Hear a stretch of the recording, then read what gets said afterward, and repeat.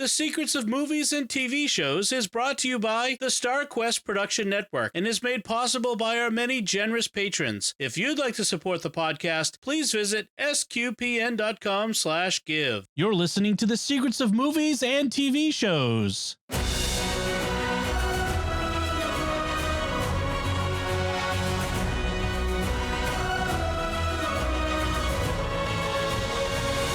Hi, I'm Dom Bettinelli, and you're listening to The Secrets of Close Encounters of the Third Kind, where we will discuss the hidden layers and deeper meanings found in this 1977 movie. Joining me today on the panel are Thomas Salerno. Hey, Thomas. Hey, Dom. And Mike Denz. Hi, Mike. Great to be here. And Jimmy Akin. Hi, Jimmy. Howdy, Dom. Folks, be sure to follow The Secrets of Movies and TV Shows in Apple Podcast or in Google Podcasts. We're on Spotify, Stitcher, TuneIn. We're on your favorite podcast app. We're also at the StarQuest or YouTube channel where you should be sure to hit the bell to get notifications. And I want to tell you about another show on the network you're sure to enjoy, which goes right along with this one, The Secrets of Star Trek. That's right. If you enjoy the Close Encounters, you'll enjoy The Secrets of Star Trek. You can find that at sqpn.com/trek or wherever fine podcasts are found. So we are talking about Close Encounters of the Third Kind. Jimmy, I'm sure that most people who are listening to this have probably watched the movie, but could you give us a quick recap to get started? Sure. It's 1977, and strange things are starting to happen around the world. We begin by meeting a loose team of people that's coming together, including a French ufologist named Lacombe. Exactly who the group isn't clear, as it also involves elements of the U.S. military and especially the Air Force. The first weird thing they investigate is the reappearance in the desert of a bunch of empty aircraft that famously vanished in 1945. But soon they're investigating other weird things that are suggestive of UFO activity. The UFOs are also messing with the lives of ordinary people. One is a little boy named Barry. His mother, Jillian, desperately tries to save him, but he's apparently abducted by aliens. Another ordinary person the aliens mess with is an electrician named Roy. As a result of his encounter, Roy is physically injured, loses his job, becomes obsessed with a particular geometric shape, and eventually goes crazy, losing his wife and children in the process. The mysterious UFO team discovers that the aliens want to meet at a geological formation known as Devil's Tower in Wyoming. So they set up a fake military nerve gas leak scare to evacuate the area. This attracts news coverage, and Roy and Jillian see Devil's Tower on the news and realize that's where the aliens are calling them based on the geometric shape they've been obsessing over. They go there, and they're captured by the military, but they eventually escape, and they're on hand to witness the meeting between the UFO team and the aliens. It's a very impressive meeting with a famous extended light and music show. The aliens reveal themselves and return bunches of people they've kidnapped over the years, including Jillian's son Barry, who is reunited with his mother. The military also has a bunch of servicemen and women they're hoping to send on board the UFO mothership as part of an exchange program, and French ufologist Lacombe arranges for Roy to join the team. The aliens then pick Roy and let him leave with them and go to the stars. The end. Very good. So this is another Steven Spielberg movie. This is we talked recently about Jaws, his first big blockbuster, and then we have this one, which I think is just his second blockbuster. Yes. Yeah. It was he had wanted to do this ever since he had actually done an earlier version of it as a film student. But after Jaws, he had the clout in Hollywood needed to do a sci-fi movie like this with a sizable budget at a time when that was not at all common. I wonder what the relationship is between this story and E.T., because that's another one that he wanted to do a lot and also involves extraterrestrials, but much more friendly and familiar than this. So, and that would follow on a few years later. So it's kind of interesting. And it also stars, you mentioned Richard Dreyfuss as Roy Neary, Melinda Dillon as Jillian, Terry Garr as Roy's wife. It's just a who's who of 70s movies. Bob Balaban, Carrie Duffy, and Francois Truffaut is Lacombe. Yeah, this was Francois Truffaut. So he's a famous French film director as well as actor, but this was the first American film he had been in. Yes, and mostly speaks French, although a few times with heavily accented English. But they give him a translator for most of the movie. Spielberg didn't think he would accept and was quite excited and a little unnerved at the idea of directing him.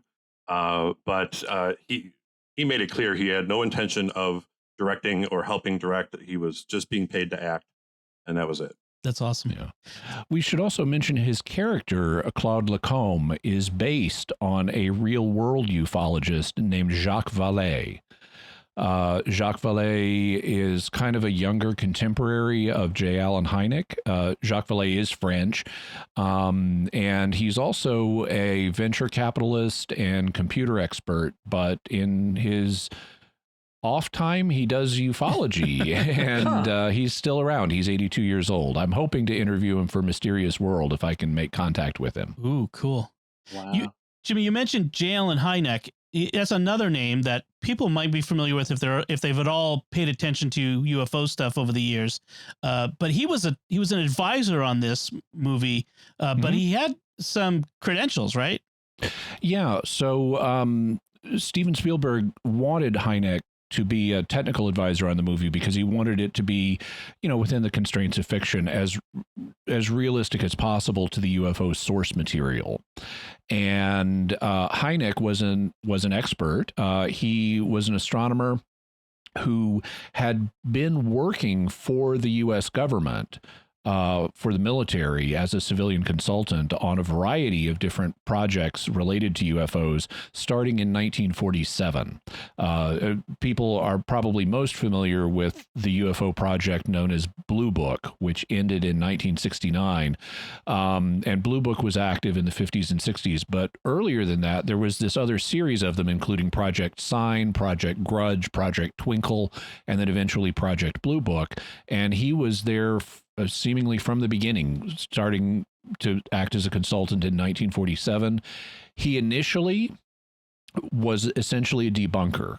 He knew that that's what the military wanted him to do, was to debunk UFO sightings and explain them naturally. And he's most famous, even though he actually put a lot of qualifications on this, but he became infamous for explaining one UFO encounter as swamp gas that had just like St. Elmo's fire. And that phrase swamp gas took off and was widely mocked.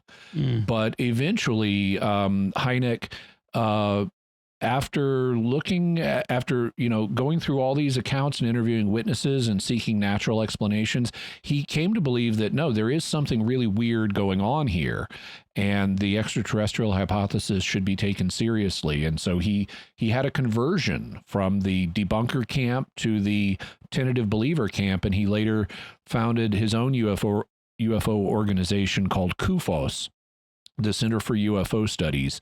And he actually has a bit part in the film. It's just a walk-on, but in the big climactic rock concert at the end, you see him walking up, smoking a pipe, and that's J. Allen Hynek. So in 2019, the History Channel had a very short-lived, highly fictionized TV show called Blue Book, Project Blue Book, that was entertaining, totally fiction. But they based every episode on some real case. And there is actually a scene at one point of him on the set of Close Encounters, within it. So it kind of goes in circles there. So, yeah. Yeah. And if I'm not mistaken, Jimmy, was Hynek not the researcher who coined the phrase "Close Encounters of the Third Kind"? Correct. Yes, he developed the Close Encounters scheme, and his encounters scheme has like 6 parts. There are 3 kinds of distant encounters, and then there are 3 kinds of close encounters where you get to see the UFO at a close enough distance. It's not just a light in the sky, so you can see detail. And this was typically estimated as like 500 feet or something like that. And so, and they don't actually explain in the film, I don't think, what the three encounters are. But basically, close encounters the first time are just seeing a UFO in the distance. Close encounters of the second time are where you have some kind of physical evidence of its presence, where it's interacted with its environment, like, you know, leaving impressions on the ground from where it landed, or I think radar returns are put under this category as well, if I recall correctly. And then close encounters of the third kind are where you get to see occupants. So people get out of the UFO, or you see them through windows in the UFO, but you see more than just the craft itself. Now, the problem for me when I was 6 years old, when this came out and the years following, is I thought this was a series. I'm like, well, what about Close Encounters? Did I miss Close Encounters of the First Kind? Do I need to watch the first two before I can watch Close Encounters of the Third Kind? So it took me a while to figure out there was only one movie. A little bit more about the time when this came out. This was 1977, the same year that Star Wars came out. So, you know, science fiction was big. And in fact, both movies nominated for a bunch of Academy Awards, but neither one of them won Best Director. George Lucas and Spielberg were nominated.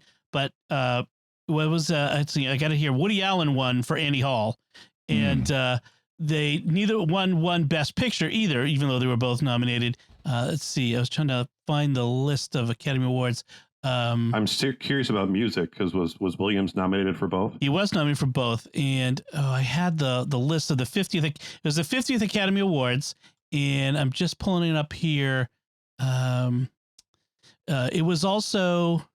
As far as grossing at the theaters, Star Wars beat everybody by a large margin. Smokey and the Bandit was number 2. Close Encounters of the Third Kind, number 3, and we should do Smokey and the Bandit as an episode someday. That's just Michael, you mentioned seeing this film in the theaters. I also saw it in the theaters, and I remember it. I remember, you know, many of the iconic images, like the mashed potato scene and the giant Devil's Tower filling Roy's house, and other things. But what I particularly remember, I was seeing it with a friend who had already seen it. So he had watched it all the way through before, and he went to see it again with me. And we're sitting there, and we get to about we get close to the end of the film, and they've had this encounter with the aliens at Devil's Tower, and there's a fake out where it's like, okay, the UFO ships fly off and everyone's congratulating each other and getting ready to go home. And I'm getting ready to go home too, because I think the movie's over now. And my friend says, no, we've got another 20 minutes. And I'm going, what? Really? They just told us a complete story. And indeed, in the director's cut that I watched for this, it's actually another 29 minutes. Right. And it's like the ending hadn't even begun yet. Is that the only extra, the ending that he put in the director's cut? There are 3 versions of the movie. There's the original theatrical. Then there's the director's cut, which adds the scene inside the mothership. Which actually, that's the special edition. Sorry, that's the special edition that adds. Yeah, and then there's a collector's edition. So a special edition came out in 1980, where they wanted to re-release it in theaters a few years later, and Columbia put him up to it, and he made him put the mothership scene in, which he didn't want to do. Yeah, they wanted that because they wanted to advertise new footage. You're going to get to see more, you know, exciting stuff. But he didn't like that. And so when in the 1990s he came out with the director's cut, or the collector's edition, as it's sometimes called, he took that back out. Yeah. So the collector's edition is 137 minutes, which is 2 minutes longer than the original and 5 minutes more than the special edition. So the special edition was actually shorter, the shortest of them, which is funny, even though they added that scene, because he took other stuff out. He tightened up some of the other scenes and that sort of thing. So the collector's edition from 1998 is the longest version. We'll have a link to where you can see on YouTube the added scene of inside the mothership. But Spielberg thought that revealed too much. Like it kind of spoiled the ending a bit by giving you more. It takes away from the mystery, but it is fascinating to see. It's really impressive. I mean, you know, the exterior visuals were impressive enough, but when you see the inside of the ship, it is like, wow, okay, I would be overwhelmed if I was Roy. Yes, right. Now, this was before CGI, so that mothership must have been a model shot. Yes. Yeah, it's all practical effects. Yep. Wow. I think it's ILM who did the interior mothership, but I could be wrong. But but Doug Trumbull did all of the. He's a famous name in movie special effects from that era, and he did the ones on this. And to close the loop on earlier, John Williams was nominated for both Star Wars and this, but won for Star Wars. So yeah, he went against himself. I think the model, if I remember reading it, for the exterior of the big mothership was about 9 feet wide. So that's pretty surprising. Big. Yeah, they built big models back then, like the Death Star in Star Wars was really big. So there's a lot of thought about imagery, religious imagery in this. I don't know how much it might be a bit of a stretch. Like some people say, the Devil's Tower compares to Mount Sinai, and Neri is a Moses figure. And there might be something to it because in the scene in Neri's home, that first scene in the house with the kids, they're watching TV, they actually have the 10 Commandments on. Cecil B. DeMille's 10 Commandments. So maybe Spielberg intended to have that imagery or that connection. I don't know, but I just thought it was interesting. I actually noticed something from the very beginning of the movie that might have tied into something at the very end in terms of like themes and stuff. His wife calls him Jiminy Cricket early in the movie. Yes. And I thought that at the end, I heard some of the notes of When You Wish Upon a Star. You definitely heard that too. Yeah, that is at the end. So there was that little wind up toy or model inside his home that played it too, at least once. Right. Well, and then they wanted to go see Pinocchio. So there's he's trying to get them to go see Pinocchio to the movies. So there was that. So I want to kind of like bring up some of the details too, because the planes that are found in the desert at the very beginning, that's Flight 19, right, Jimmy? Yes.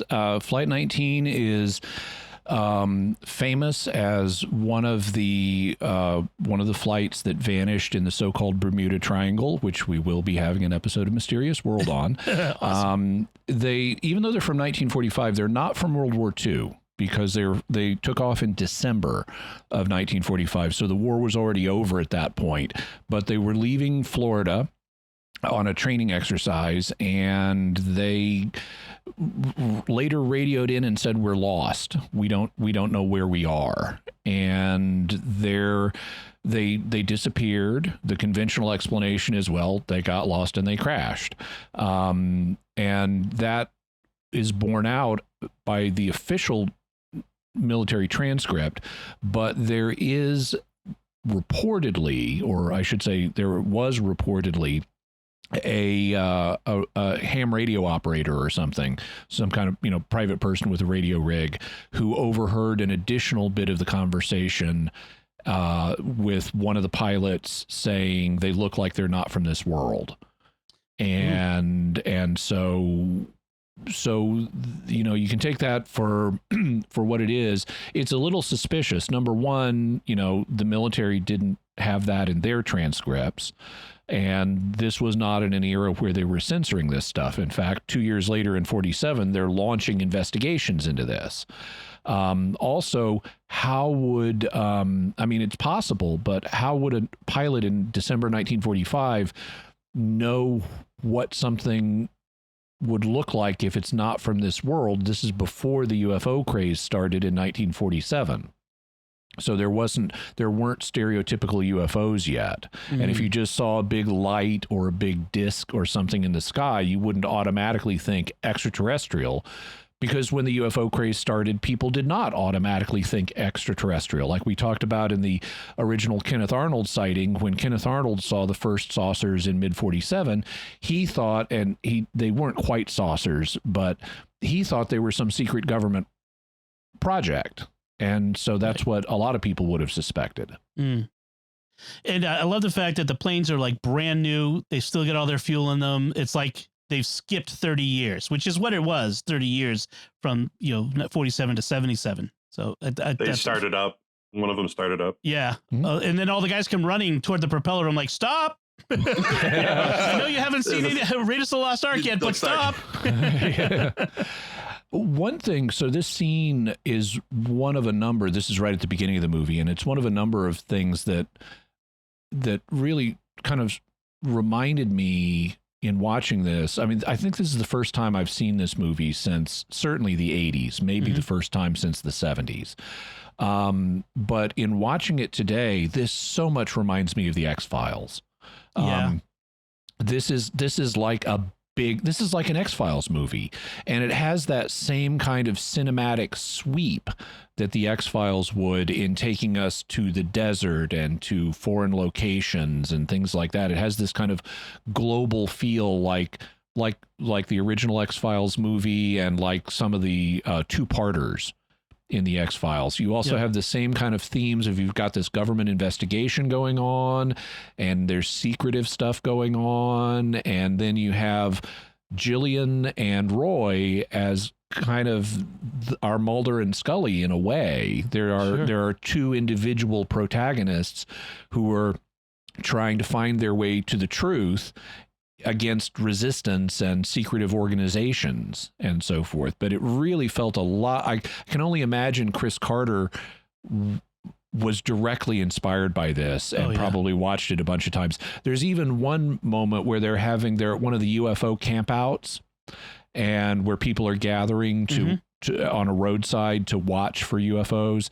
And we've already seen one of these where people are waiting and the UFOs come whipping down the highway, including the little glowing red ball that follows at the end. I love that little red ball. Yeah, that was great. But the second time this happens, they're seeing lights coming in the distance, and they're assuming it's UFOs, and it's a fake out. It's actually helicopters, and suddenly it's terrifying. Right. And the X-Files did exactly that. Yes. You know, where you'd have, it's a UFO, and then no, it's a sinister government helicopter. You know, that just happened. I was watching Stranger Things just last night, the latest season, and they did the exact same thing in like the third episode, where the house starts shaking and this glowing blue light descends from above, and it's aliens. No, it's a government helicopter landing on the lawn.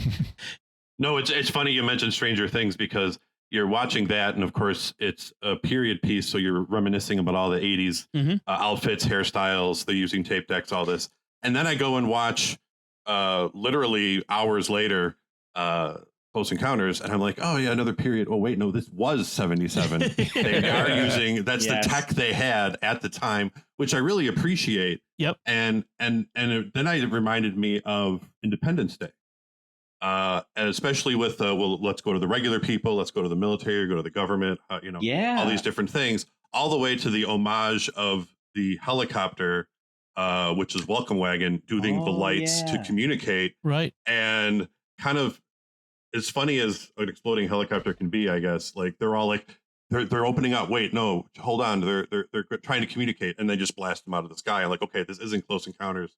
This is a whole different animal. But so many things inspired by what Spielberg does for the first time in this movie. Mm-hmm. Yeah. This is an unprecedented science fiction movie. There really isn't anything like this before. I mean, you've had other science fiction movies involving UFOs, but it's never been given this kind of treatment before. By the way, one other X-Files connection. Here we have the little boy Barry abducted, and he's Gillian's son. Well, in the X-Files, Fox Mulder's sister Samantha is abducted, and the visuals of Barry's abduction look a lot like the visuals of Samantha's abduction when we see it on TV. And it's just another thing that, Chris Carter has just kind of rearranged it so that it's the man's sister instead of the woman's son who gets abducted. Even down to things like, that scene where the army is rolling out to go to Devil's Tower, and they're disguising the army trucks with Piggly Wiggly and, Baskin Robbins signs. And it's this high energy, we're loading up, we're going, and it's very brisk. And that's, again, something that's very characteristic of this movie and X-Files. It's that sort of energy, and I don't think it's the first time it shows up in this movie, but it's very characteristic of a lot of things Spielberg does. You'll see this in Jurassic Park 20 years later. What I loved about that scene is the fact that all those vehicles they were using to cover their military convoy were marked with, so they have Baskin Robbins and Piggly Wiggly and stuff on them. So they look like ordinary trucks instead of being sinister, unmarked vehicles, because that was the big thing back in the 90s, all the black helicopters and the unmarked vans and things like this. Is like, no, if you're really a sinister government organization and you're on your game, you're going to slap product placement all over your secret transport. How do you think they get nuclear warheads across this country? They don't do it on trucks marked nuclear bombs. Yeah. Another interesting thing that's characteristic of this movie and some others, and lends a real air of authenticity to it, I think anyway, is it comes up in an early scene of the air traffic control center in Indianapolis. Oh, that scene was fantastic. You have airliners that are on a collision course with the UFO, and there's this cacophony of dialogue among the air traffic controllers. And it's really becomes apparent. It's less important that we hear exactly what they're saying than that there's an emergency. It's about conveying the atmosphere of the event as opposed to clear dialogue from each actor in the scene. And I thought that it's fascinating because he does it again several times in this movie, and he does it in other movies of this era that he does. Like he did it in Jaws, and he'll do it again later. That's a technique that was popularized by Orson Welles in Citizen Kane, which introduced overlapping dialogue, or which helped popularize overlapping dialogue as a filmmaking technique. Because previously the argument is we need to hear what everybody is saying. But Wells's argument was that's not real life. It's not verisimilitude. People talk over each other. Right. They were also real air traffic controllers that he got to do it. I wondered about that. Yeah, they were very they were either really good actors or real air traffic control. I liked it because it reminded me of Jaws in the sense that we're not seeing the danger. We just know something really horrible is happening. So you could have had shots of airplanes getting really close together or being disrupted by a UFO that nobody wants to report. But it was much more mysterious and frightening to just watch the faces of these men saying, what's going on? What's happening? Do you want to report this? No, nope, I don't even know how to report it. I see nothing. I don't want to lose my career. That is great. That's a good point, because it would have been easier in some senses, although more expensive in special effects, to show the thing on the screen with the plane and the thing flying past them, but to have it all from a distance, which is because this is, I think, Jimmy, if we can maybe concur, this is how most people kind of experience UFO phenomena, is reports from other people where I don't have a firsthand knowledge of it. I'm hearing someone else talking about it, but I'm not seeing it firsthand. Yeah, a lot of people see unidentified things, but most people haven't reported it. They've only heard about it. In this case, what makes it dramatic is precisely the fact that you've got these experts who are listening to a tense situation evolving in real time, and they don't know what's going on. Another effective technique that Spielberg does is, again, hiding the shark until late in the movie, so to speak, is when that first scene with Barry and Jillian, the little boy, and his toys wake up in the night, which is wicked creepy. And there's even a little tank. My wife, Melanie, tells a story about her brothers had a little tank that was alive. They even took the batteries out, and it would come alive in the night and drive around. Very creepy. That's a whole nother episode of Mysterious You World. might want to get them on Mysterious World. Poltergeist activity, yeah. So recurrent spontaneous psychokinesis. Yes. Oh, we're going to talk about that. So anyway, but when he goes downstairs and goes to the kitchen, and there's all this stuff going on, and you see his face, but you don't see the things that he's seeing. Like he's obviously seeing the creatures doing things. And he has a kind of pleased, friendly look on his face. Yes. So this kid is, I don't know how old this kid is, but he's really young. 3 or 4, I think he was. Yeah. Yeah. And normally acting with child actors that young are just death on screen. Yeah, I looked at it. He was born in 72 and thinking that they did a lot of the filming in 76. So 4. Okay. Yeah. I was reading that, I'm blanking on the name, Stanley Kubrick was so impressed by this kid's acting that he tried to get him for The Shining, but it didn't work out for scheduling reasons. Wow. Yeah, they called him One Take Barry. I think his name is Barry. Yeah, because he was so good, made 1 or 2 takes, and some of the things that Spielberg would do, like he had to get him frightened a little bit, or just kind of a look of awe. There was, I think, a gorilla and a clown that popped out, and he was like, "Whoa!" And then one of them took their mask off and smiles at him, which elicited a smile in the boy. And when he said toys, he was literally holding toys up for the kid to see.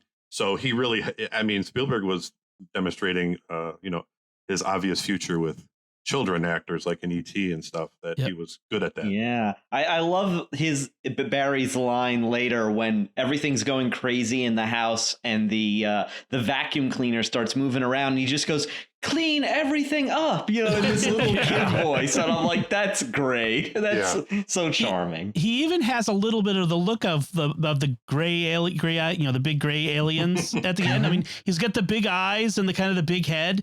So yeah, it kind of fits. Cary Guffey is the actor's name, and Cary, not Barry. Yeah, close. But he went on to become a financial planner, and he credits this movie to the movies in general that he did for a few years to his training him in the importance of financial management or something like that. I got money. What do I do? Exactly.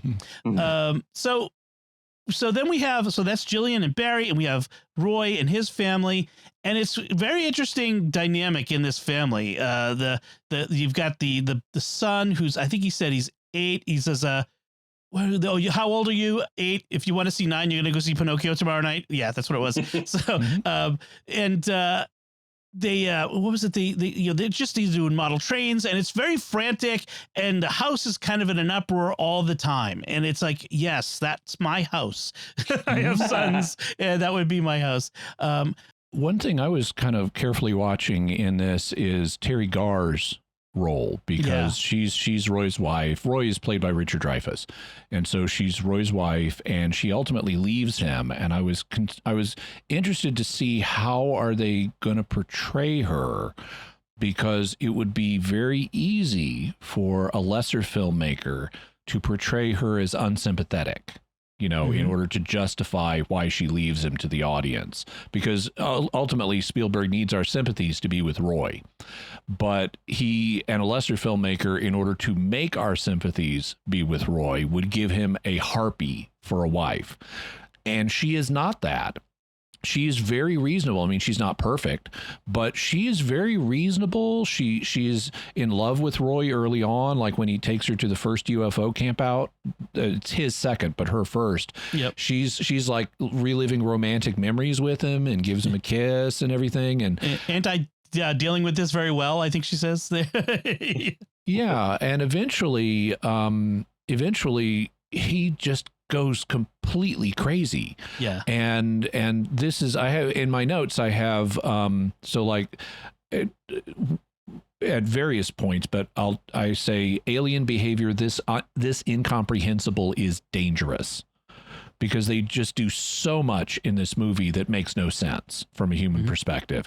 And if you can't have if you just can't understand half of what another species is doing, that makes them dangerous. And then I have aliens kidnap children, induce mental illness, and cause family trauma.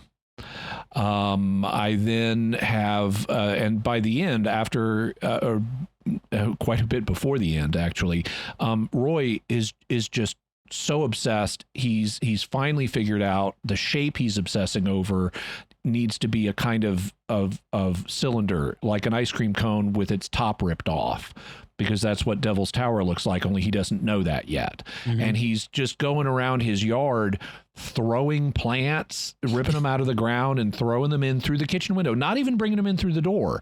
He's shoving stuff in through the kitchen window. He shoves in a garbage can. He steals the neighbor's chicken fencing. He shoves that in. He's got all this dirt going in, bricks. He's genuinely crazy at this point. He finds himself through it instead of going through the door. Yeah. He's not just misunderstood. at this point, because that would be, you know, kind of what you would expect. He's our misunderstood hero, but no, he is our crazy hero. Right. And Terry Garr's character is absolutely right to get the kids out of there. Yeah. Now we could do a test and pick 10 random married men and have them throw dirt in the kitchen window. Yeah. With plants and just see how your wife does. I think there's no question. There's no way you can't have sympathy with her. And it's interesting too, Jimmy, because she was not known. We watch it now when we think Terry Garr and all the movies she's been in, and she's funny and very adorable. But then Spielberg saw her in a commercial and liked how she had a range of emotions in a commercial. And that's why he hired her. So she wasn't somebody who you already had kind of preconceived sympathies with. She was just, you know, his wife. Right. Right. Yeah. She'd done some stuff, but that was her first big thing. Nothing big. Yeah. I mean, I'm looking through and it's a lot of B movies and bit roles. One of the things, just to tie up a loose end, upon watching this movie and realizing how incomprehensible the aliens' behavior is, because like you mentioned, the turning on the toys and all the chaos they're causing with random things happening. These aliens are not good. Mm-hmm. This is not E.T. These aliens are incomprehensible, unpredictable, and causing huge amounts of damage to people in their lives. I know we're meant to have this optimistic ending, and okay, I guess it's better than them wanting to eat us. But frankly, we need to not have much to do with these people until we're on a competitive technological footing, because they are crazy by human standards. They are crazy and dangerous. And they send people off with them. They're like, oh, we'll have this nice cultural exchange program. It'll be great. And I'm like, maybe. It seems like they don't quite understand. Like, well, this is how we do it. You know, like we put things in your mind to trigger you. This is just the way we communicate. Kind of like how, you know, we might interact with animals or something and think that, you know, we're really not disturbing. We're just, you know, darting you and putting a tag on your ear and sending you back off. You know, that didn't really interrupt your day. It's not a big deal. But, you know, and so they're doing these things. And I was interpreting it as they just don't realize how strange and bizarre and nonsensical this kind of interaction is, and that this just, you just don't do this. You don't just take people away for 30 years. They're truly alien. I mean, that's the idea is they're not just human beings with bumps on their foreheads like in Star Trek. You know, they're truly alien in their behavior and the way they interact with the world around them. Yeah, and there's an aspect to which that argument works. At the same time, you know, they're driven by a process of evolution, just like things here on Earth are. And we managed to find a way to, I mean, the behavior of Earth animals is more comprehensible than what's going on with these guys. Oh yeah, sure. I can better relate to an octopus or a bear or, you know, a scorpion than I can to these guys. These guys are just insane. I can understand the behavior of terrestrial animals. And sure, if we met aliens, it would be a little different, but they're shaped by evolution as well. They're going to have the same basic drives and the same basic set of behaviors through convergent evolution.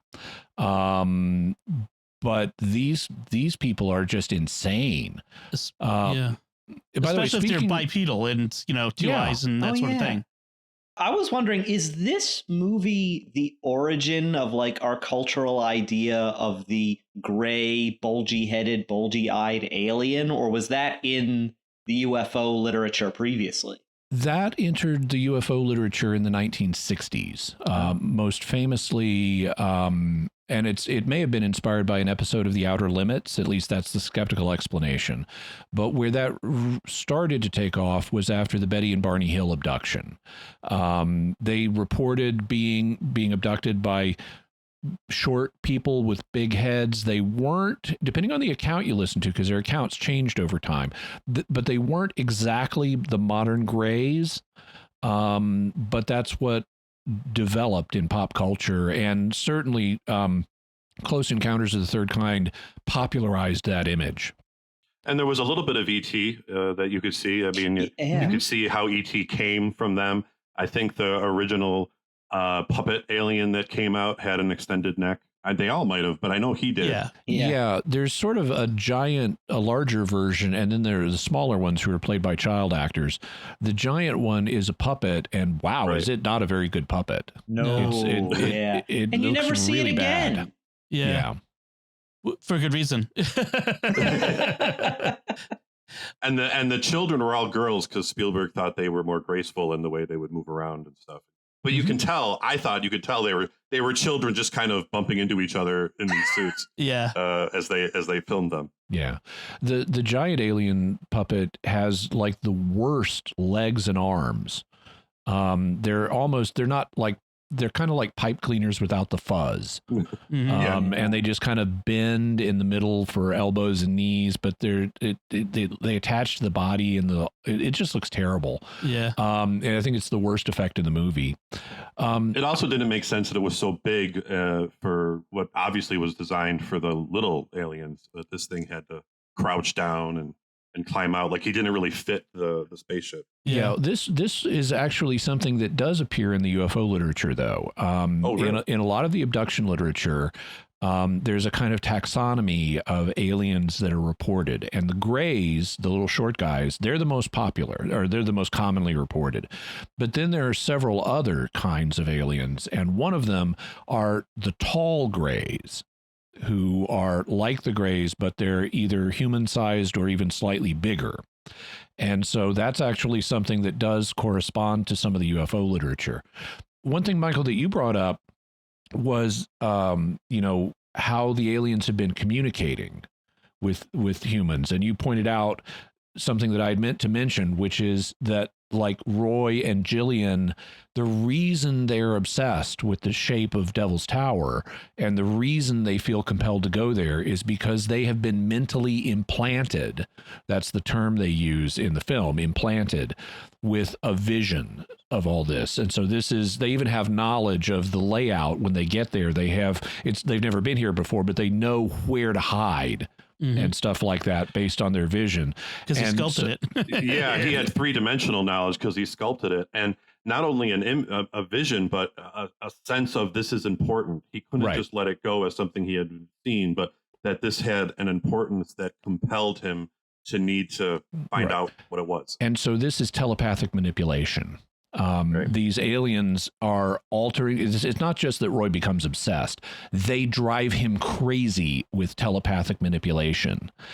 And that raises other questions. Like, if they can communicate telepathically, why do we need the music and the hand signals? Right. Why didn't they just learn English from all the pilots they abducted? They obviously learned something, because the way they tell the UFO group to meet them at Devil's Tower is by sending latitude and longitude coordinates. That made me laugh. So they not only know our number system, they know how they have maps of Earth specific enough using our coordinate system to tell us where to go. Except they really didn't. One of the things I remember reading back in the 70s, I would read UFO magazines when I could find them on the newsstand. And I remember reading an article in a UFO magazine about this, where they pointed out, and I verified this upon rewatching the movie, the coordinates they give in the movie are not those of Devil's Tower. They are nearby, but they are not Devil's Tower. And in the UFO magazine, they headcanoned, as we would say today, what must have happened.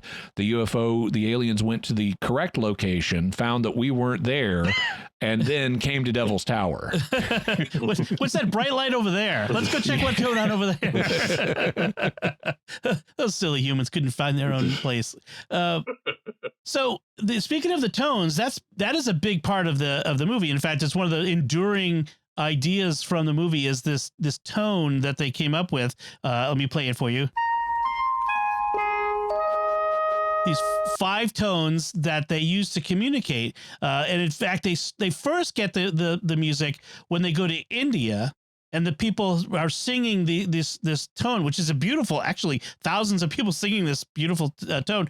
And where did these sounds come from?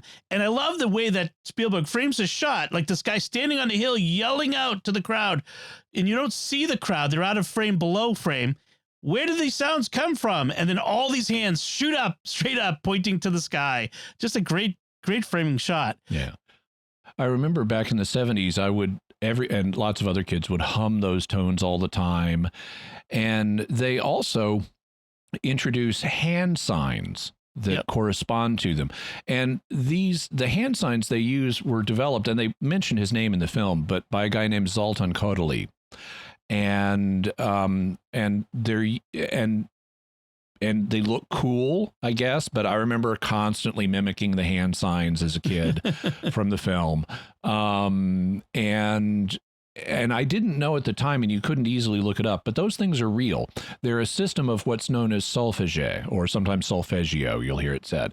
And this kind of technique was originally developed of matching hand signs to musical tones, was originally used in the Middle Ages to help monks know what tone to sing next. So you'd have like the choir director of the monk doing the hand signs. Because, you didn't have as many manuscripts and stuff because they all had to be handmade. And these days it's sometimes used for training in music. Like if I make this sign, you sing this note, and it's a way of learning the scales and just go straight to that note. Don't sing anything else. Right. So there's a scene where the government is trying to dispel the rumors and debunk everything. And they have Air Force officials in this big conference room with a bunch of the people who were at the UFO campout. And they've got all the news crews are there.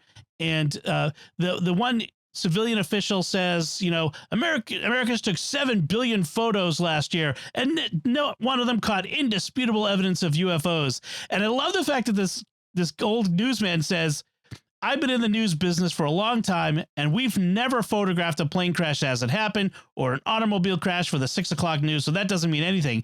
And I'm sitting there going, wow, how have times changed? Now people take tens of billions of photos a year, and we do have photos and video of plane crashes and automobile crashes and all that sort of thing. So it's kind of fascinating. On the one hand, that was a dumb point that civilian official tried to make, but nevertheless, it was a great comeback by the newspaper man. Yes, and yet it would be truer today because everybody's got a camera now in their pocket all the time. Well, and we have surveillance cameras all over the place and security cameras all over the place. So yeah, that's how we've gotten video of plane crashes. I mean, most of them. And although also if you're at an air show, people are using their phones and there can be an accident. Right. But back then that would have been absolutely true. Yes. Yeah. I just think it's fascinating to see the differences. Like even like the technology you mentioned before, Mike, Roy's lost on these back roads in the blackout, as he's like a lineman for the utility company or something.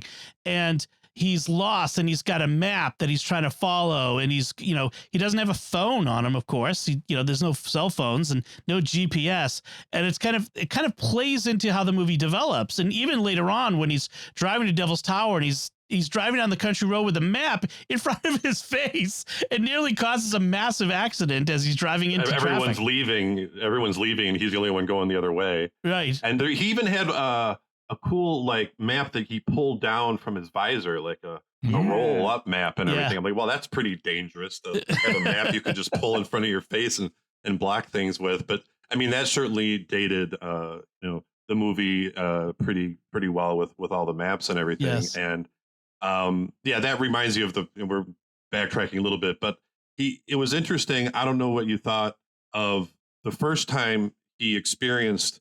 Yes. I guess it would be a first encounter. All the things were shaking. The sign was shaking. The mailboxes were shaking. And then he notices that when the helicopters came, it was shaking the sign the same way. Yeah. And it was kind of like that was a clue to, these things are similar in some way. Yeah, I took that as now he's having reason to doubt when he sees the wind from the helicopter shaking another street sign. It's like, okay, what did I see before? Could it have a natural explanation? Yeah, that's where Right. I went with it too. And initially, and then I'm thinking, or was it the other way around? But when I first saw it, he was kind of like, oh, okay, we thought those were UFOs coming at us, and then we saw their helicopters, but they do the same thing. I really love the scene where he's in his truck, where he has his first encounter. And one of the things I love about it is Spielberg has this sort of reverse double fake out. Yes, I love it. Where Roy is sitting in his truck. He's trying to find the place he's supposed to go because the UFOs have caused a power blackout. And so he's been called out to try to fix the electrical system, not knowing it's a UFO that has caused the blackout. And so he's sitting on the road, in the middle of the road, trying to find where he's supposed to go on a map. And you see these lights appear in his rear view window, in his rear window. And you're thinking, oh, those are aliens. And he just waves, he interprets them as a car and gestures with his hand to wave them to go around the vehicle, which they then do, and cuss at him for stopping in the middle of the road. Well, then he continues looking at his map, and more lights appear in his rear window. And this time the lights sit there for a second, and he does the same thing. He tries to gesture them to go around. And instead of going around, they start to lift up and just start floating up into the sky. That was wonderful. That was great. I loved that one. That was great. It was. I literally remember the first time seeing that and being so freaked out, like, holy smokes, that's a UFO. And they designed the UFO it could be a car. It had lights like a car. Yep. And then later on, because then everything blacked out in his truck and sucking, the electricity out, and all these things are happening. And then when his flashlight comes back on, it scares the crap out of him. Right. And I wanted to point out that is actual ufological lore. UFOs are reported to interfere with electrical systems, including causing vehicles to suddenly stop and then mysteriously restart after the UFO is gone. So that's part of UFO lore. Another thing that they make a big deal out of, or it's not a big deal, but early on they make a point out of, Roy is physically injured by his encounter with this because he gets this horrible sunburn over the half of his face and neck that were exposed to the window of his truck. And other people have been sunburned by the UFOs they've encountered too. That is also part of UFO lore. In particular, and this was actually not for another 3 years, but there's a famous event that occurred in 1980 called the Cash Landrum event. And it occurred in Texas, down near Houston. We will be talking about it on Mysterious World. But basically, you had these two women and one of their grandsons. It's Christmas. They're going out for bingo, which I guess you do at Christmas in some families. Sure. But they're going out for bingo, and we all have our tradition. Yeah, and they stop on the road when they see this mysterious light of a craft seemingly landing in front of them in the road, and it's struggling. It's putting out like a lot of bluish light. It looks like it's struggling to stay airborne.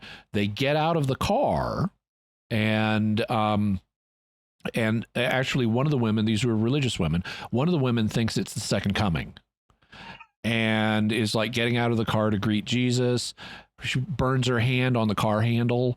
And the little boy, fortunately, stays inside the car.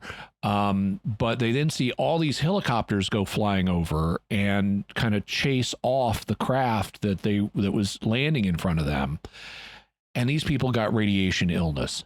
Ooh. Especially the ones who got out of the car. They got it bad. They clearly encountered something that was real. Now, it may have been classified government project, but it was something that was kicking off lots of radiation because they genuinely got radiation sickness, had health problems for years, tried suing the government, made a legal procedure mistake in not accepting the offer in a timely manner, and then it got retracted and they never got compensation.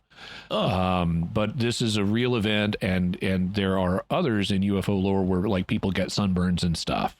Wow. So I did love the fact that when the cop cars are chasing the UFOs, like the UFOs are following the roads, and so for the most part until the very end. That also happens in UFO literature. There are famous cop car UFO chases that could last half an hour. Like J. Allen Hynek was involved in talking about one of those. Oh, okay. And then they go off the edge, and the cop just falls right off the cliff. That was it's just so into just chasing this guy. Right. He's going there, So, and then there's that scene where the UFOs come back to Barry and Jillian's house, and that's when they abduct him, and it's very creepy. It's very, they're coming in through all the different places, and like even that scene where it's coming down the chimney, and you could see from the alien's point of view as Jillian's reaching her arm in to close the flue. It's just like, man, it was such a creepy scene. I remember seeing that as a kid. It becomes like a haunted house movie for like an entire sequence. Definitely. Kind of like Poltergeist. Kind of, she's trying to keep the child from being taken. And they go ahead. No, this was a total side thing. Did dishwashers open that way, or was that the aliens? Okay, there was models like that. Yeah.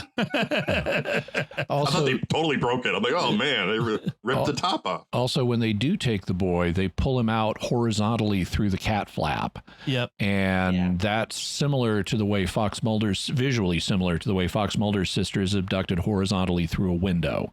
Oh, right. So, for the Army, in order to get everyone out of the vicinity of Devil's Tower in Wyoming, they have to create this elaborate hoax and they come up with an Army train carrying toxic weapons, chemical weapons, spilled. This was before chemical weapons were banned, and they had to get everybody out of there. Just after, actually. Oh, yeah, 1975, I think that was, wasn't it? It was in the Nixon administration, or just after. By the way, just to point out, our very own Father Andrew Kinstetter, who's the host of the Secrets of Star Wars on our network, his parents own a ranch next to Devil's Tower. So, cool. And trip. They once invited me to come visit them sometime if I'm ever. I've said I want to go out to Yellowstone with my family, and they're like, "Oh, stop by the ranch." I'm like, Devil's Tower is on that itinerary. We should probably talk about what Devil's Tower is for people who may not be familiar with it, and why does it look that way. So, what Devil's Tower is it's a volcanic structure. Originally, there was like a big mound of dirt here in Wyoming, and underneath that there was magma which forced its way up towards the surface and hardened. And then over time, all the dirt around the formation eroded, leaving just the solidified magma. And so that's why Devil's Tower has this shape. It's kind of conical. It goes up towards a point, but then it levels off at the top. And it's got these columnated striations going down the sides where at the edge of the lava tube where the magma hardened. It looks kind of like a vertical version of Giant's Causeway in Ireland, if you've ever seen that. It has the same kind of, it looks like a single big column that's made out of a bunch of much smaller columns stuck together in a kind of upside down ice cream cone shape, the kind of ice cream cone that has the flat bottom, which is now its top. That's right. That's a good way of describing it. Mike has helpfully made his background in our video. The Devil's Tower. I know it doesn't help anybody but the four of us. But. Yeah. I love how when they're coming up with this concocted scheme, and they're going through all the different like things they could use. One of the things they do is like an illness, a plague, and the one guy says, "No one's going to believe a plague in this day and age." And I'm thinking, "Oh, that didn't age well." I had to laugh at that one. Yeah, that was good. Yeah, so it mentions anthrax, and that they said somebody will stay. Somebody will stay. Yeah. Was it the closeness to the Vietnam War that made this chemical weapon thing will scare everybody? Was that part of the reasoning, you think? Chemical weapons are certainly scary, and they specifically say nerve gas in the film as their cover story. What they actually say they're using, though, because to create the illusion that there's been this chemical spill, they do aerial spraying, I guess at night, so no one would see it, but they do aerial spraying of local farmland with a sleep gas that puts the animals to sleep for an extended period. So you see these cows and pigs and goats and sheep and stuff. As Roy and Jillian are driving towards Devil's Tower, they're encountering all of these animals laying flat on the ground that look dead. They later, and at first I assumed they were dead. Some of them even look like they may have been predated a little bit. But they then later say that that's a sleep gas, and they go to use it when Jillian and Roy and one other implantee escape and start climbing up towards Devil's Tower. They start spraying at them with the sleep gas, and it gets one of the guys. Julian and Roy avoid it, but this other guy who was with him, he gets, and he's only in the film for a few scenes, but he gets put to sleep. And they say that you'll sleep for 6 hours and then wake up with a terrible headache. Right. And it's like, okay, thank you, Steven Spielberg. You're not actually killing these people. That's good, but you're not trying to kill these people. But sleep gas is extremely dangerous because you cannot control the dosage that someone receives. If they take in a big lungful because they've been running and they're panting heavy, they're going to get more of that into their system. Then there's no way to calibrate how much someone is going to receive. And this was illustrated a few years ago after it was in the early 2000s, but some Chechen rebels in Russia took over it was, I don't know, theater? It was not theater or something, an opera house or a theater, something like that. And the Russians decided to use sleep gas to end the hostage crisis. And they ended up killing all these people because there is no way to control dosing with sleep gas. You can make them go to sleep, but you may kill them in the process. Yes. Unlike Star Trek, where they can release parts per million into an area. Right. Yes. I thought it was interesting with that because I didn't remember that it was sleep gas. So I'm thinking, okay, so the government killed a bunch of animals to freak people out and make them turn around or leave or whatever. But at the same time, they didn't go with, and I liked it, the trope of, okay, the military is going to take this over and we're afraid of these aliens and we might have to shoot them. The whole kind of confrontation thing wasn't there, even though the military was present. And then they took it to the nth degree of, we don't even kill the animals. We just put them to sleep. We're not, we're not that bad. We're so good in what we're trying to do that we get people out, take care of them. How they're going to explain that their animals woke up from nerve gas, I don't know how they did that. Mabel, it's a miracle. I know, but we're not even killing the animals, even the little birdies that we saw fall down. We'll just have a headache in 6 hours and get back up. I love the fact that when Roy and Jillian are captured by the guys in the suits and the hazmat suits, and they take them out, and you see one guy kind of disappears for a second into the car because Roy and Jillian have this basic canaries in the coal mine. They have these little birds in a cage to tell them if there's gas that will kill them. Because they mostly don't believe that it's going on, but it's only a hoax. But this guy disappears for a second and comes out with the cage, and the things are apparently dead. Yeah. So the principle behind the canary in the coal mine, for people who may not be familiar, is, in coal mines you can encounter natural gas, which is odorless to humans. Now, if you have like your stove, well, you're going, wait, the natural gas that comes from my stove or my propane tank, I smell that. Yes, because that smell is added. Naturally, natural gas has no smell, and so it can build up in a coal mine. And so as a safety measure, miners figured out we can take little tiny birds that have little tiny lungs and down into the mine with us, and the bird is not, because it's so small and has a fast metabolism, it will die first.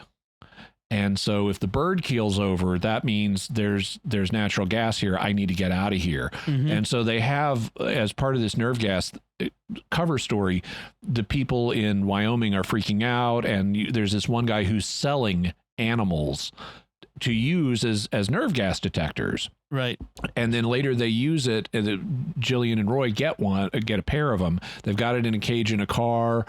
They seem fine, but they're still so nervous they put their gas masks on anyway. When they see the dead animals, I think that's part of it. Yeah. And if you listen closely, at that point where the guy ducks into the car to get the cage, you hear what sounds like a spray, like a spray bottle. like he sprayed them with something to knock them out. You Like got to on listen Batman. for it. Right. All that pink sleep gas you'd see sprayed in Batman's face on Batman. That's right.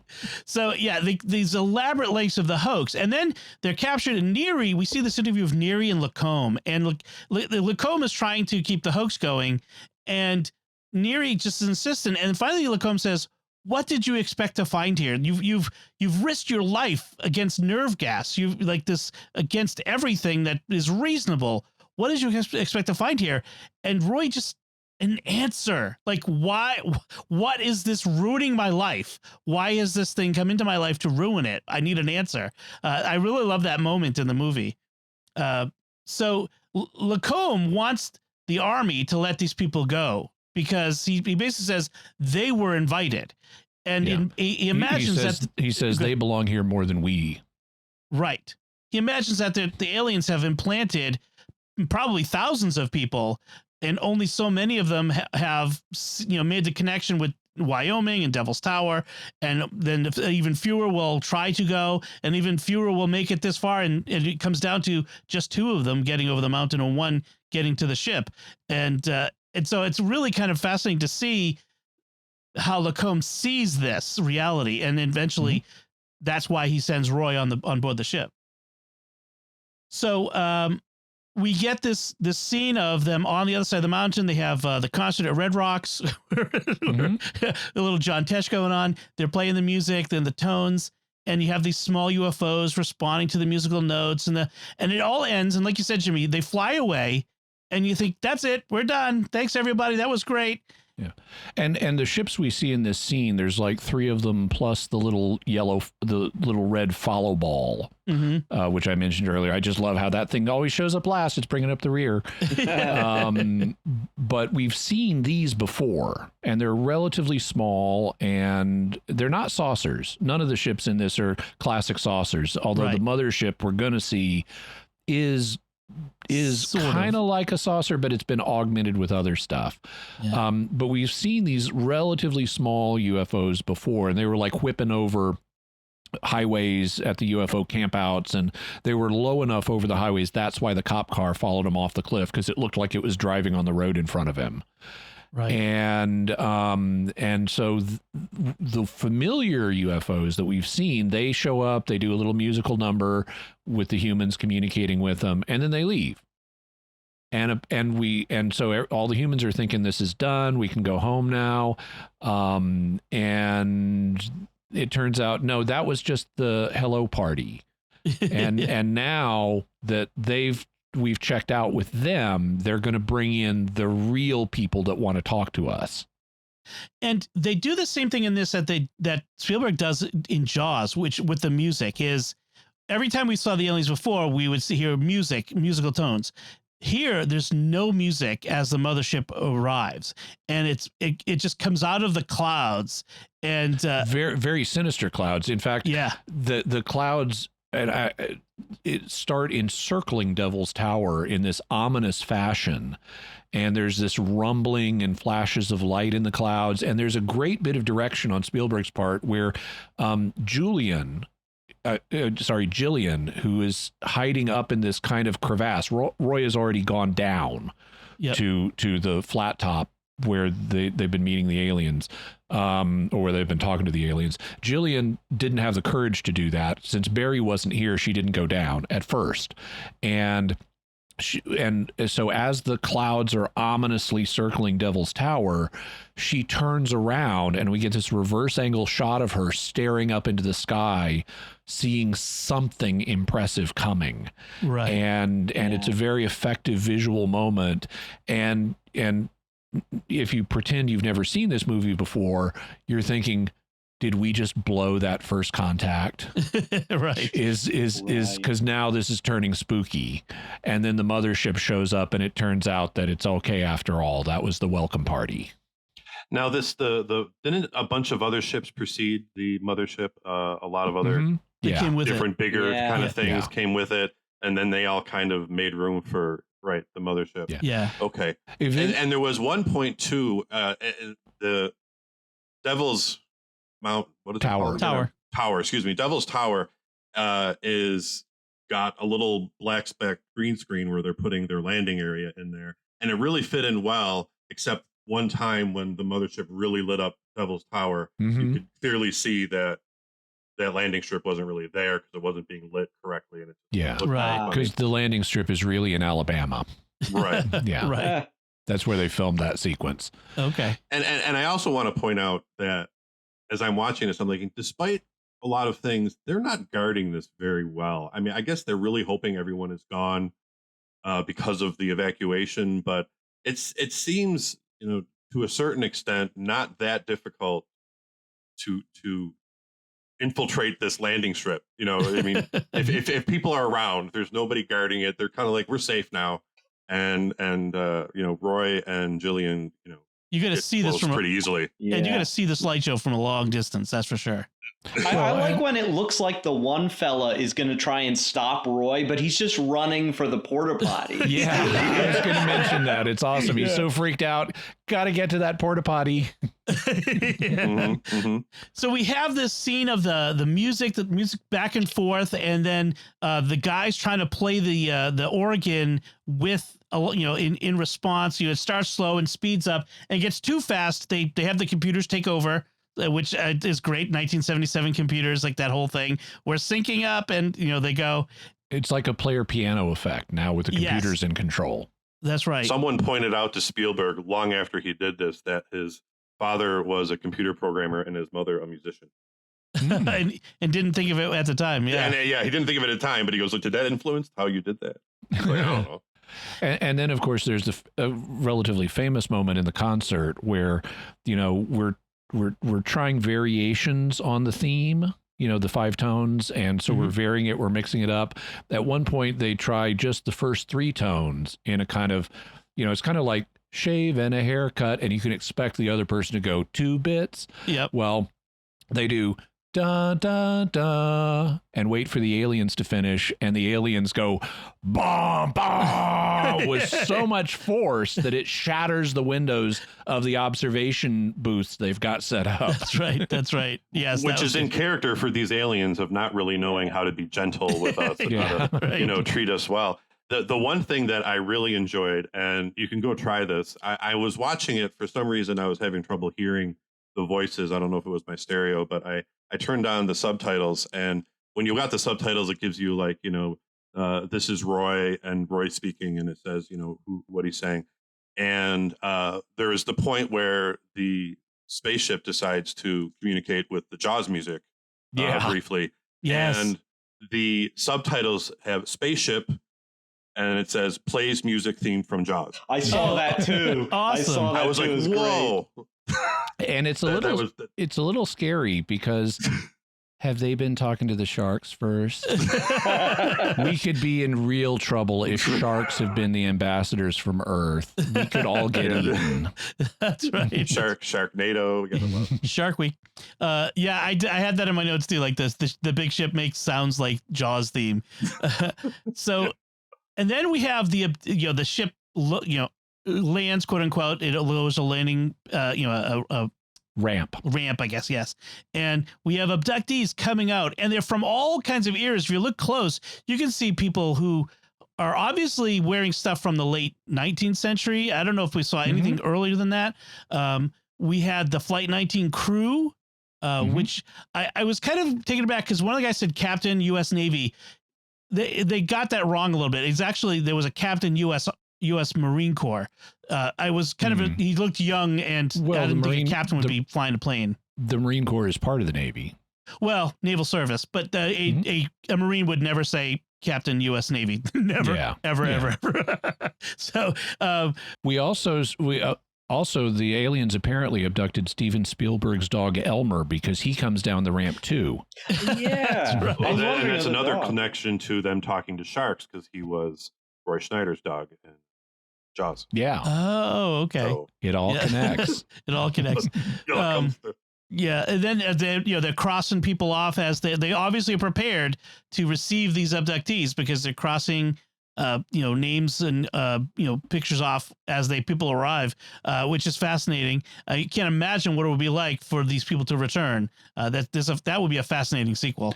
And they note they haven't aged in the time they were gone, so maybe they've been in cryo or something. That's Right. what I was thinking. Yeah. Well, just like the Flight 19 planes hadn't aged a day. Like there was some, I don't know, Einsteinian effect or time dilation effect or something, but. Yeah, they said there was some sort of like relativism because they mentioned Einstein was right, and he goes, Einstein was one of them. Yeah, as a joke, they say Yeah. that. Yeah, of course, a joke. Yeah.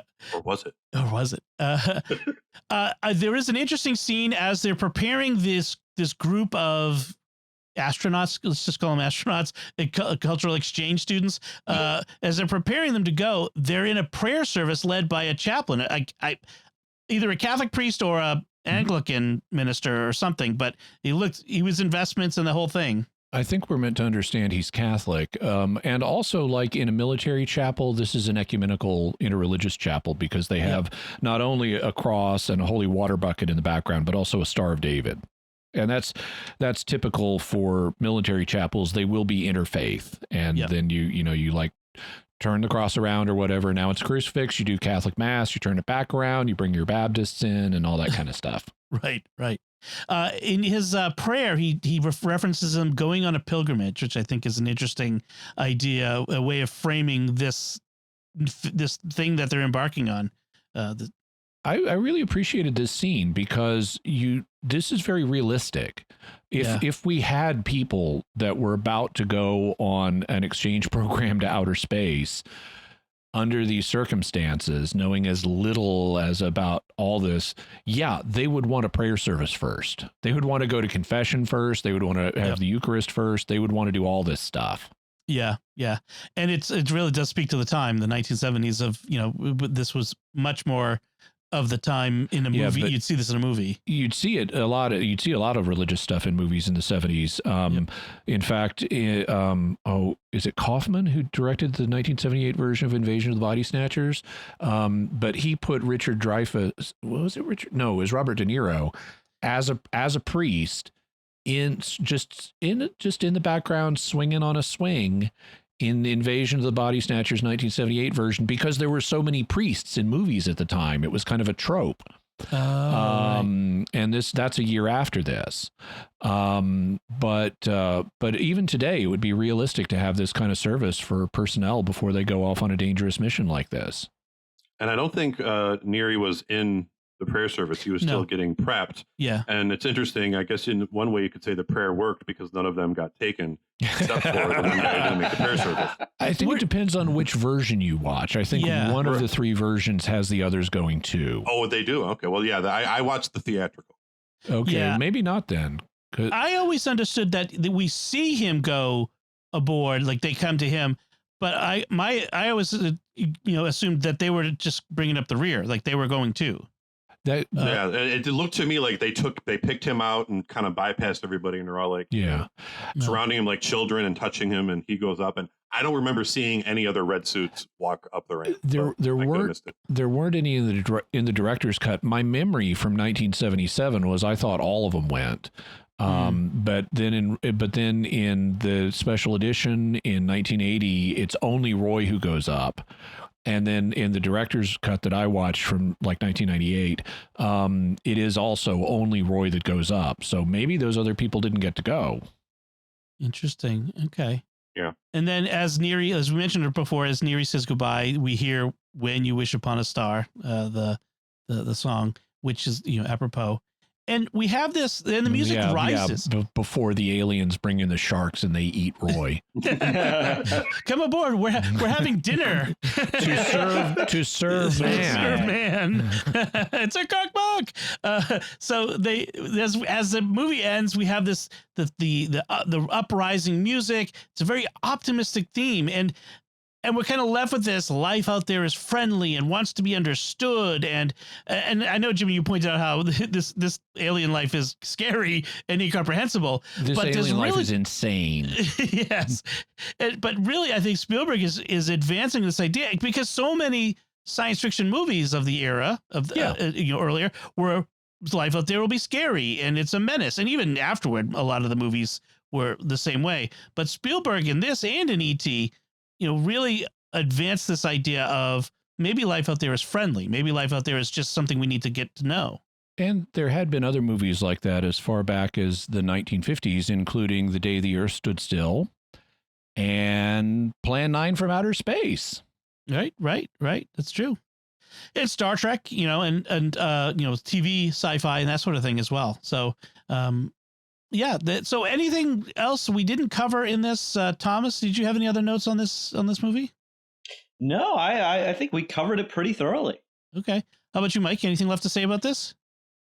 I didn't get the sense that his wife left him as much as she's like, I need to take the kids somewhere else. I'm taking them to my sister's. This isn't good right now. And then him, kissing Jillian. That was weird. Which I thought was, just out of place. I mean, I know they had a connection, but it didn't have to go there. And then just leaving like, well, bye. He has children. I mean, not just the wife, but children.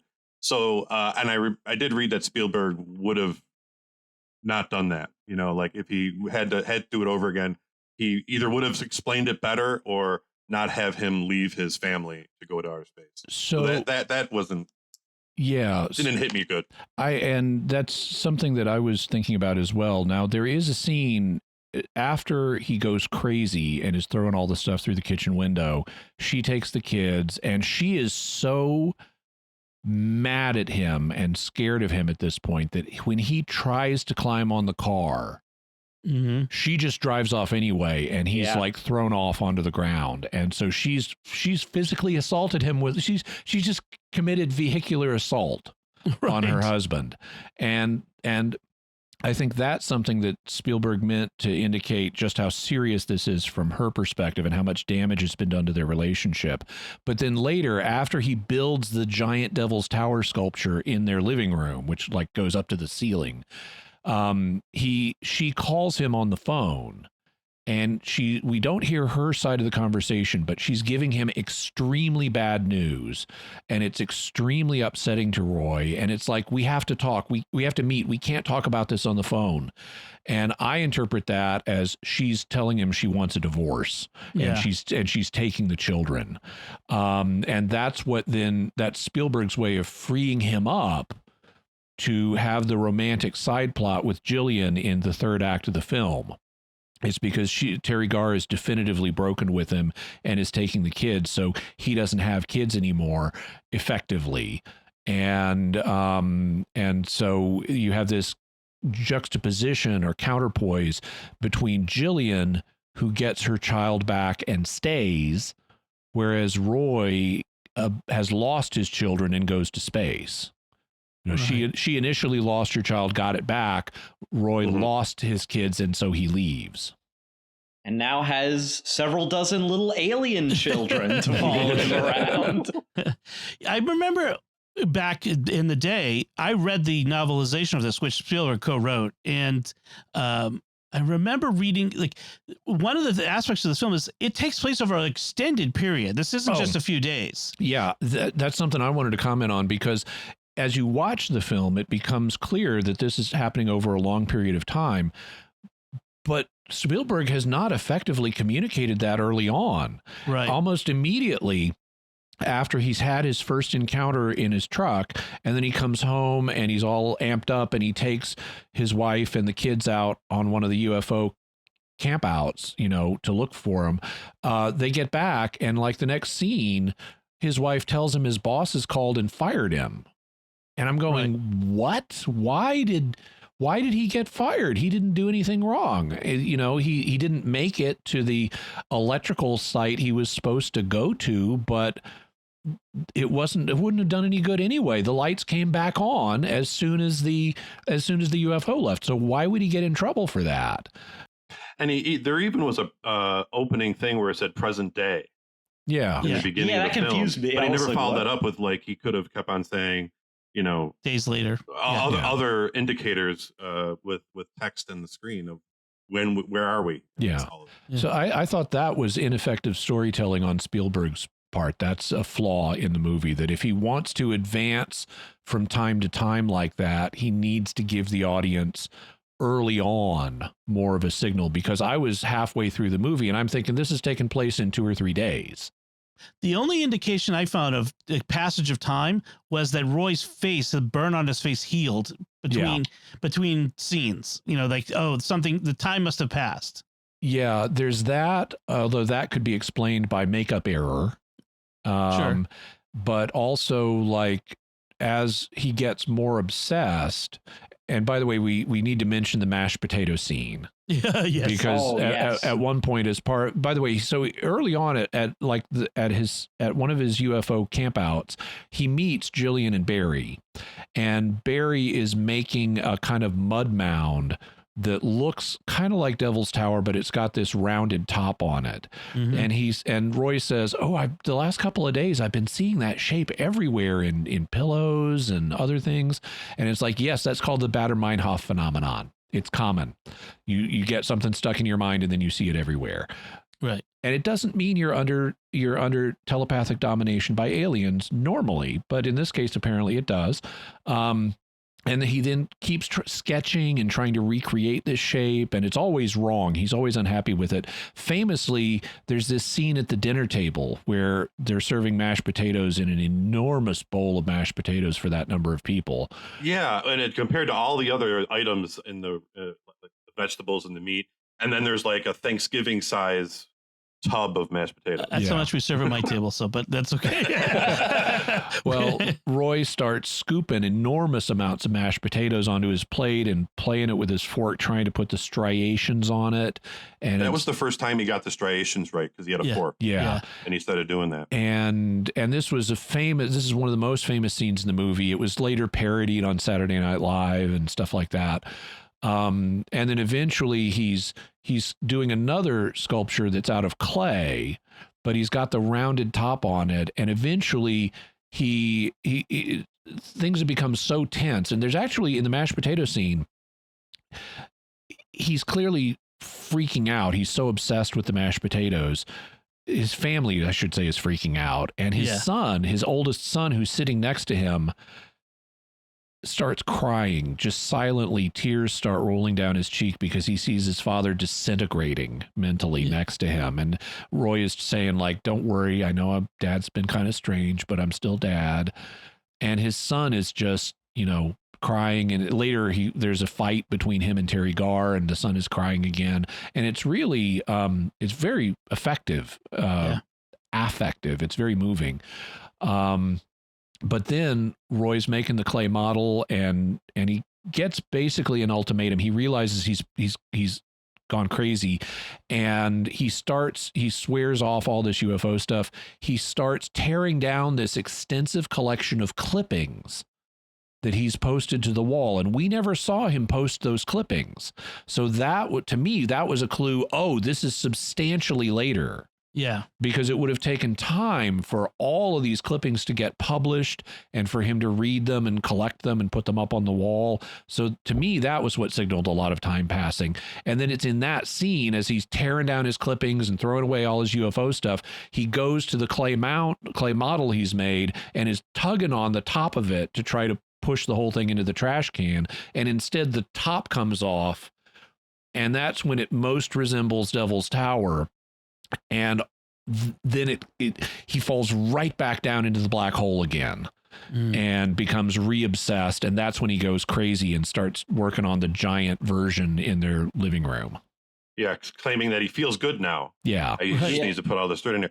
When during the dinner scene, the tension was broken by an ad, I guess you could call it an ad lib, but the girl just said there's a fly in my mashed potatoes, which wasn't in the script, and broke some of the actors, into laughing, but they kept it in because it was just so funny and everything, but that wasn't scripted. There are a lot of nice little touches, like we mentioned the porta potty guy who's so freaked out by he's got to go to the porta potty. Another is when Roy is going crazy and ripping up his neighbor's chicken wire.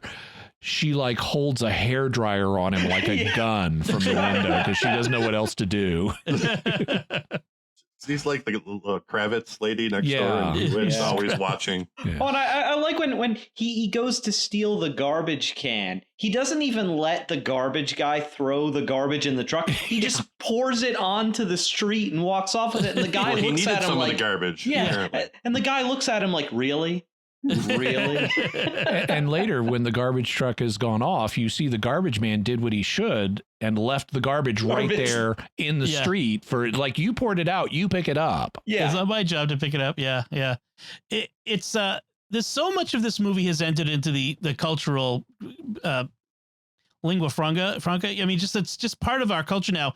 Things like when there's something really spooky or creepy, people will do the 5 tones, do do do do do, like, ooh, it's Scoopy, it's spooky, that sort of thing. I mean, and everybody of a certain age anyway knows Devil's Tower now. I mean, it's before this movie, it was something that people drove by on vacations to Yellowstone, maybe. Right. But now it's, I mean, if you go, I am sure that if you go to Devil's Tower, even today, 40 years later, there's still UFO, gift shops around the base of it somewhere. So it's kind of fascinating how much this movie penetrated the American consciousness and really became an enduring part of, our culture. Yeah, including UFO culture. So this is kind of the last thing I had to say about the movie, but this movie has a prominent place in contemporary UFO lore because, of course, someone got to Spielberg. Right. And so there are things that are reported about this. Like, so on the one hand, there are authors and speakers in the UFO community who will say that Spielberg was tipped off by the government and they wanted him to make this movie as part of a gradual disclosure program to encourage people to get used to the idea of aliens, because the government knows they're real and has contact with them, and they're gradually warming up the public to the idea of disclosure in stages so that people don't freak out. And this movie, according to this view, is one of the early stages of disclosure, where it's like we prevent this meeting in this fictional format and it'll help encourage people to mentally adjust to the idea of this happening in real life. Then there's the flip side, which is the government tried to suppress this film.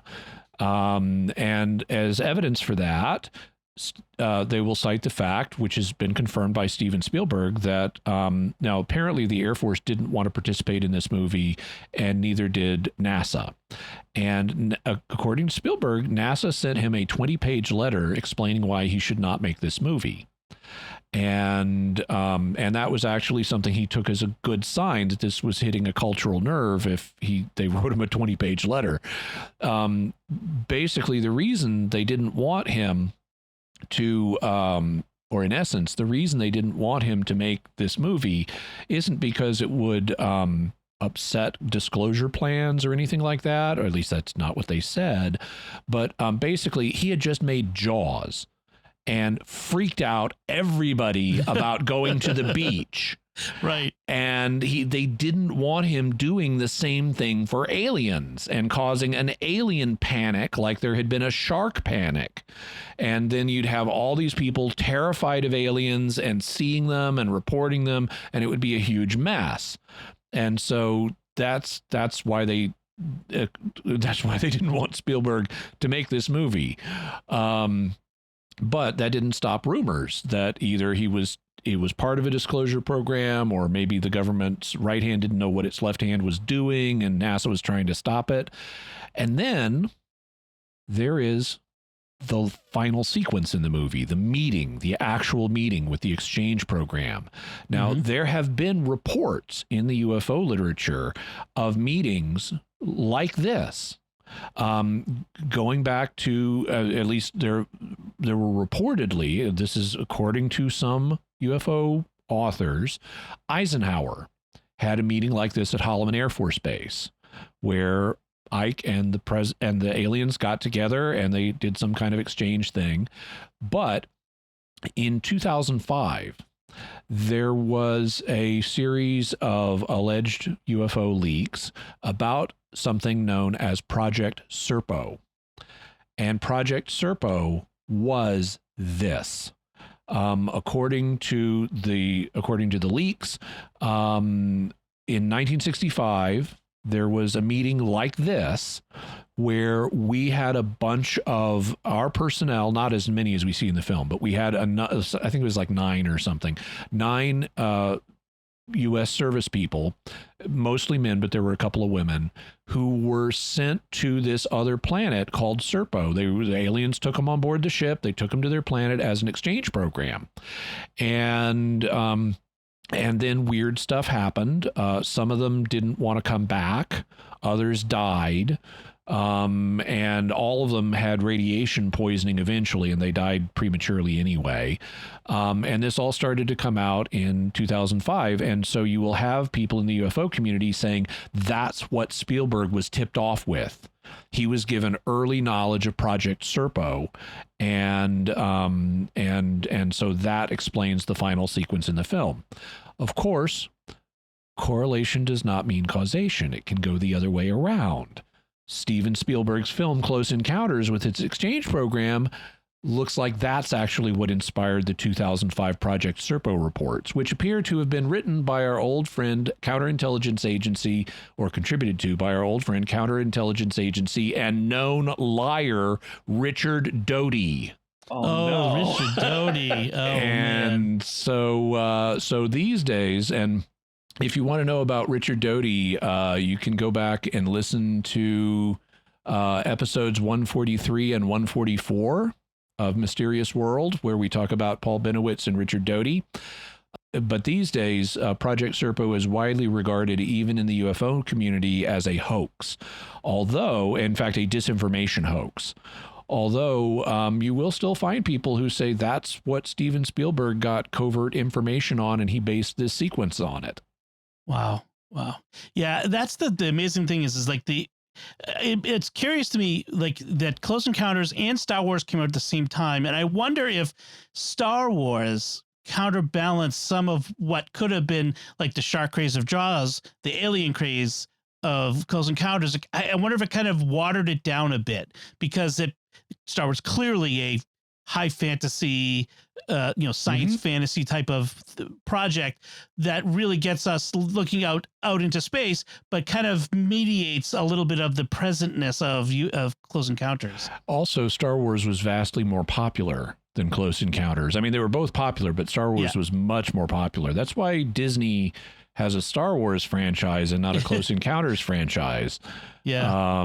So that would also dilute it. And also the fact that Spielberg, even though he wrote genuinely scary aliens in this, he wasn't ultimately trying to scare us. He wants us to view the end of this movie as hopeful, when in reality it would be terrifying. Which is probably why he wrote E.T. and made that, 5 years later, because that's a truly friendly, heartwarming alien. I mean, he's the original Grogu in one sense. I mean, E.T. in 1982 really hit the culture like Grogu did in 2021 or 20. So, although I was terrified of E.T. as a kid, like when the scene where he does the extending neck thing, I think I ran out of the room.